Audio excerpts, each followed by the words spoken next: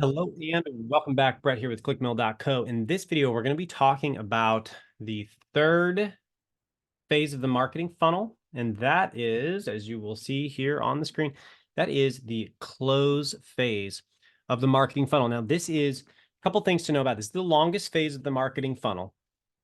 When we meet someone and we connect with someone, it's relatively fast. You only meet someone once and it doesn't last that long. So then what do we do when they're on our side or they're coming into our ministry or our church or your business for the first time? We're getting some really basic contact information so we can follow up with them and we can keep in touch and build the relationship.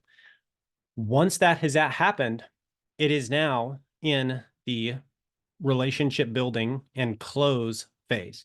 Now, obviously the building of that relationship is the part of the relationship that is going to take the longest. So if I were to say, meet who is to be my wife for the first time, we shake hands. Hey, it's nice to meet you. Let's go for coffee. Sure thing. She gives me her name and her phone number. Obviously, hopefully I know her name. And then we go out to coffee. Now we are in the close phase of the relationship. So these two happen very quickly. And this is in business, in Christian business, this is what we would call the sales process because we are building trust, we're meeting needs, we're growing to the point that we get a financial commitment. If you're in a Christian school or a Christian therapy firm, you have a close phase. We're building this to make a sale. Now, in the case of Christian ministries like churches, you still have a close phase, even though you may not necessarily be selling something. We are trying to get a committed relationship with someone over the long run in your ministry to commit to coming to your ministry. So there is still a close phase. We're looking for a commitment. In business, it's obviously a financial commitment. Now, the close phase is called the lead nurturing phase. And that is another way we can say that in marketing. That's maybe the more technically correct way. What is a lead? A lead is someone who has identified themselves as being interested. So, for example, in this course right here, a lead is someone who has identified themselves as interested. Oh, hey, that sounds like what I want. And they go into the free course. They are a lead. And they've taken the hand raiser and they're now saying, I'm kind of going where you're going and I'm interested in building a relationship.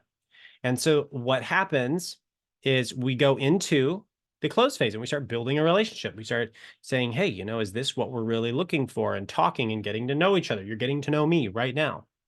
And then when we get to a point when the trust is at the top, a lot of marriage and communication books might call this the relational piggy bank or the love bank. When that love bank is full and we're overflowing with love because our needs are met, we're feeling cared about, we're feeling seen, our needs have been met, whatever that is.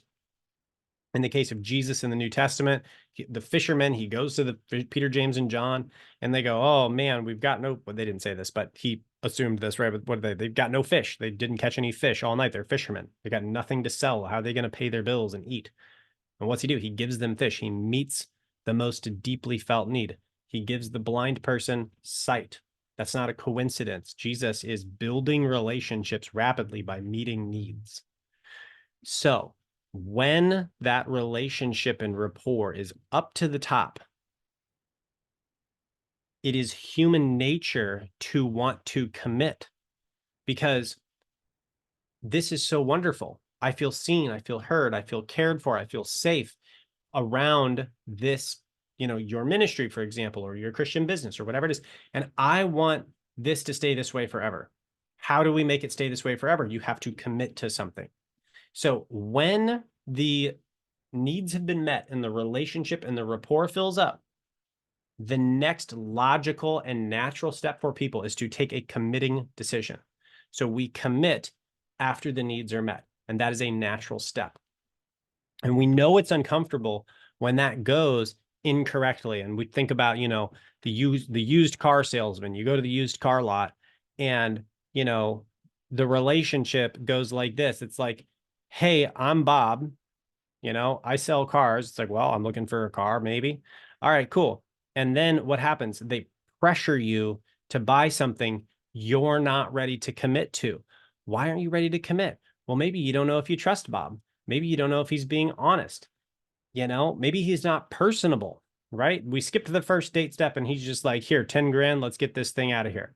Whoa, hold on a second here.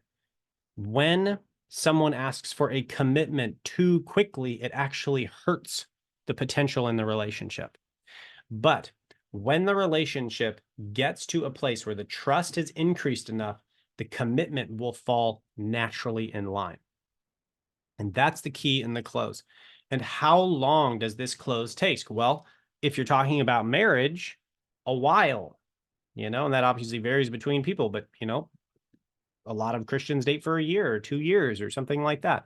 And so, how long are you going to be in a relationship before you do the ultimate commitment? Well, a little while. How long are you going to need to be in a close phase to buy a pair of shoelaces off of Amazon? Like 10 seconds, because it doesn't matter. I just need a pair of white shoelaces. What's it? Just give me the shoelaces. And so that's a much shorter relationship building time. So the amount of time to build the trust is dependent on how big the commitment is. If I'm committing nothing and it's free, to get into even this course for say, the amount of risk I'm going in to commit is very low. And that's why it's great to put that up here. And so when we close, we're calling them to action to something that has a relatively high commitment level. And so a lot of our clients here at ClickMill will be doing our subscription plan here on the course. And so that takes some time. Like, that is not a investment that is, it's not expensive, but it's also not cheap. And so we'll have marketing services, and that's thousands of dollars. And so if ministries come in or Christian businesses, they want marketing services, that's a big commitment. And time commitments to do consulting one-on-one. There's all different ways. Christian schools, for example, are asking parents to commit to 9 months of education, Christian private schools, and like $10,000 a semester or $10,000 a year. That is a big commitment.